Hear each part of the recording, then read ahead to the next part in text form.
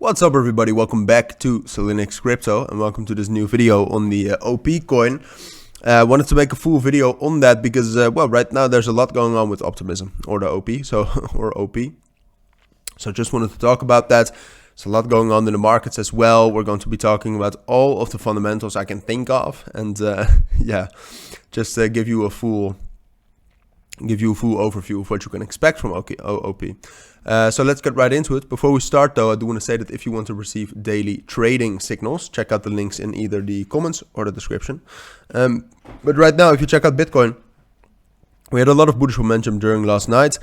I think it was partially institutions buying, partially good news because of the Silicon Valley Bank, which seemed to be alright. USDC seems to be alright as well. We're not 100% sure about that because it's still 1 cent shy of its peg. It actually dropped down quite a bit even, but it seems to be alright. And apart from that, Optimism itself, if you take a look at, for example, the total value locked, it was dropping due to the price dropping a lot, but altogether it's still fairly high. And apart from that, daily active addresses are still great, daily transactions are great, and Optimism is getting the Bedrock upgrade somewhere in March. Right now I think it's scheduled for the 15th of March. But I can check that out real quick, of course. So give me a moment. But so there's a lot of fundamentals at play, both in the market, because tomorrow, for example, we also have the inflation rate coming. So there's a lot of fundamentals. Here you can see the Bedrock upgrade for the 15th of March. I haven't heard about that for a while, so it's not confirmed, but all right. A lot of fundamentals in the market, a lot of fundamentals for OP. So that's why I wanted to cover it. Right now, because of the bullish momentum, the main thing we did is, you can see it more accurately if I draw it real quick. There's this support level right here between 2.3 and 2.33 and 2.23. We broke above that, but apart from that, we also found resistance at a major resistance level around 2.5, but also at that 200 EMA. So basically, we have a very strong resistance level and we have a very strong support level. And that's tough sometimes, all right? Especially when you have fundamentals like this. So what I expect, I cannot give you like, I think this is going to happen. The market is just too risky. There's no real direction in the market.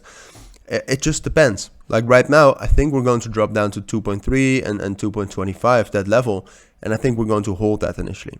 But what we would want to do is hold this for at least the next 24 hours. If we can do that, then I actually think we can rally up towards 2.6, 2.65, 2.7 perhaps even, and then the direction is like confirmed bullish, and then we can start to look for long orders. If you're trading, for example, we can start to think about going up to 2.85, up to $3. That's in play then. But right now it's just too risky because it really depends on what kind of touch we get off of 2.3 and 2.25, and it depends on the fundamentals in the market. I think those fundamentals in the market are even more important than the fundamentals for OP itself. So it just depends on 2.3 and 2.25. If we can stay on top of that for the next 36 hours, so until the inflation rate tomorrow, we're going to rally. We're going to rally up to 2.65, 2.7. But if we are not able to hold that, so if we drop down below ultimately 2.25, what's going to happen is that we're going to take that break retest off of 2.25 after breaking down below that and drop down slowly towards $2, then also down to 1.8. So then we'll just continue the downtrend. So I'll monitor it closely, of course, and I'll keep you up to date. But that's for now my analysis and my take. So if you do have any questions, let me know. But for now, take care and bye.